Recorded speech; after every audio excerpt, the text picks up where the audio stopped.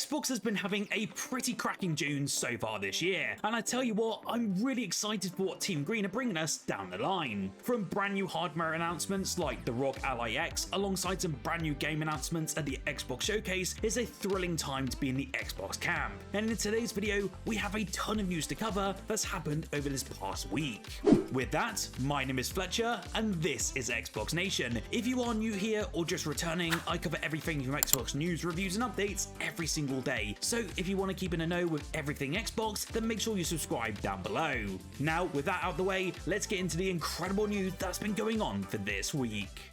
First up, I actually wanted to highlight a game that got announced for this week for Xbox consoles, and it's a pretty huge one, especially it's been on PC for quite some while. Hold Fast is finally arriving for both of the Xbox Series consoles this July, and it's not too far away either. If you're unfamiliar with this one though, it does blend large-scale warfare with up to 150 players with a very passionate community. There's everything here from proximity chat, detailed roleplay systems, along with period-accurate weaponry, and some stunning true-to-life details that you don't get with other war games in this genre. If you are interested in hearing more about this game or just seeing how the gameplay actually unfolds, I've been given exclusive access from the developers of this game, and I will be the first YouTube channel to be showing off the Xbox console gameplay as of tomorrow. So make sure you're subscribed down below, as you won't want to miss out on this sneak preview coming to Xbox very soon.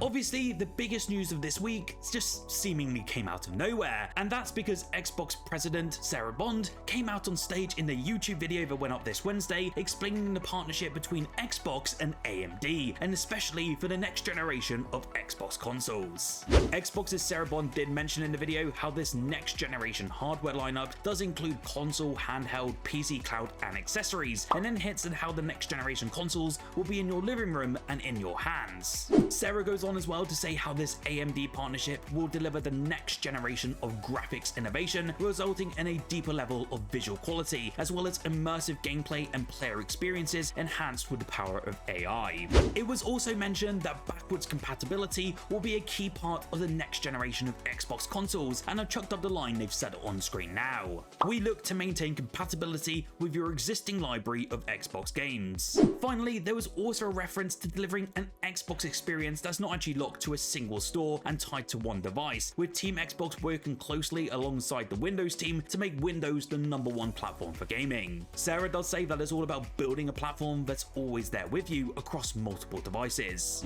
I am kind of hoping that this means there will be extra storefronts like we're seeing on the Asus ROG Ally X and the Asus ROG Ally, and that meaning that we can access Steam, GOG, and so much more, which would be a huge win, especially for us Xbox consumers. With the rumors last year surfacing that we could also see the next generation of Xbox consoles in either 2026 or 2027, this is becoming more and more plausible by every single day, especially as next year is the 25th anniversary of the Xbox brand, and we're seeing some huge releases coming, namely the new Fable, a new Forza, a new Gears of War E-Day, alongside potentially a new Halo, and this would be the perfect opportunity to announce their next generation console.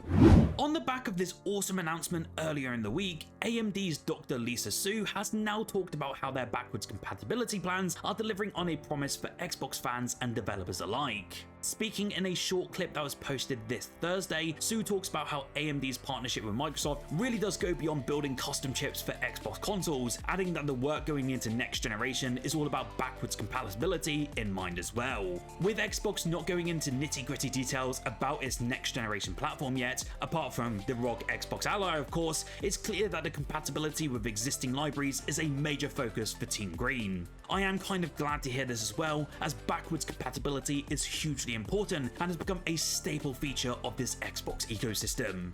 Whilst we're on the same subject, and before that AMD clip actually made the rounds online, there was more details and rumours about the upcoming Xbox compatibility, and it was mentioned that we could see what's called the Xbox Classics Collection launching in 2026. The rumours and leaks of this have been going on for quite some time now, with some pretty reliable insiders. However, details are quite sparse across the board, so it's still kind of up in the air at this moment in time. I am hopeful that maybe we do see something implemented with the announcement of the next generation Xbox consoles, like we did with the backwards compatibility program at the Xbox Showcase many moons ago.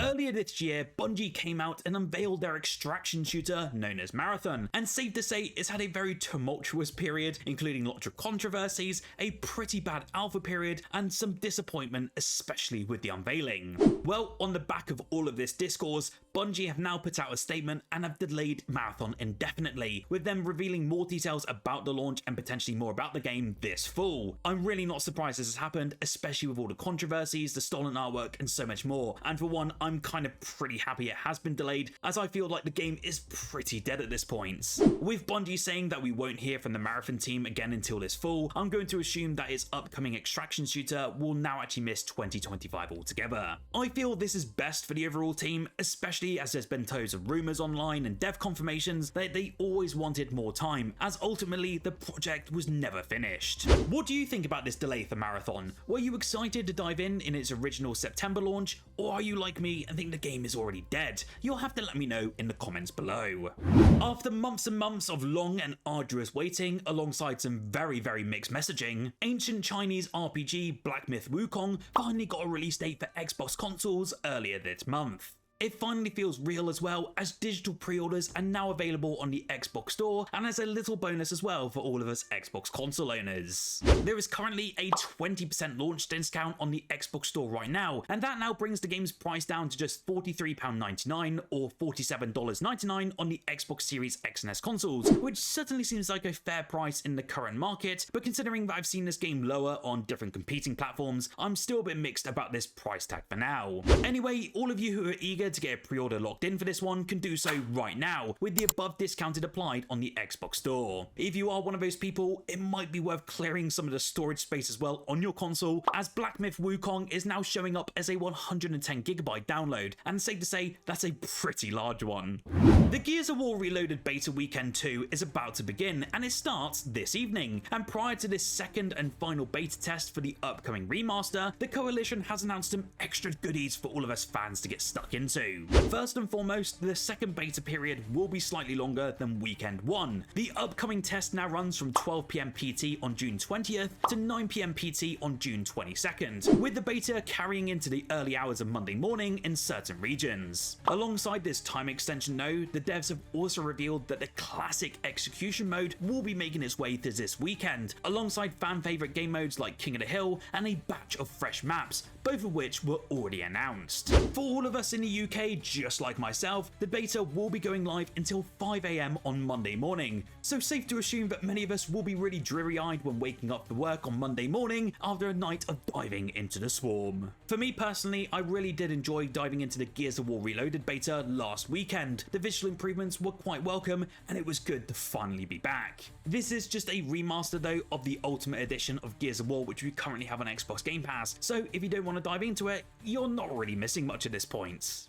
Well, this week is certainly the week for surprises, as again, out of nowhere, NetEase decided to unveil their massive new RPG that will be on consoles and PC, hopefully sometime in 2026. And this game is called none other than Blood Message. This looks to be part Assassin's Creed Shadows, part Tomb Raider reboot, and Blood Message looks to be a narrative-driven linear action-adventure game developed by the team behind Naraka Blade Point, and I must say, it's looking mighty impressive so far. You can take a good look at the title via the game's reveal trailer up on screen now, which does show quite a nice mix of action and cutscene work across its roughly 5-minute length. I'm not entirely sure what's gameplay here and what's not, but it all looks believable enough and rather enticing so far. I am really looking forward to hearing more details about this one, as they are a little sparse, but no doubt we will hear more news in the coming weeks or so.